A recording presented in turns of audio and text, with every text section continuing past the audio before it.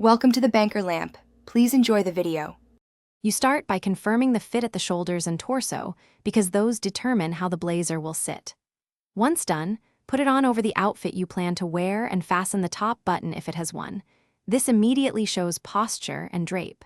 Make sure sleeves hit just above the wrist bone so a bit of shirt cuff shows. If it feels tight across the back when you move, don't force it. Try a different cut or size for comfort and mobility. Once you have the right base fit, focus on layering and button rules so the blazer looks intentional. You should button single-breasted jackets only in the middle to maintain a clean V-shape. Double-breasted models stay fastened. Match blazer structure to trouser volume to preserve balance. Structured jackets with slimmer bottoms, softer jackets with fuller trousers. Make sure collars and lapels lie flat against the shirt if they flare. Adjust shirt collar or consider professional tailoring to correct roll and chest shape.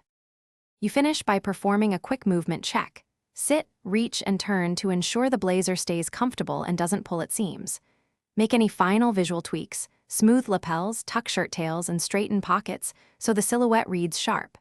If a small alteration is needed, prioritize sleeve length and waist take-in because those deliver the biggest visual improvement. If things still go wrong, like tight shoulders, accept that change or consult a tailor. Forcing it will only ruin fabric and posture. Thanks for watching. If this was helpful, leave a like and consider subscribing. See you next time.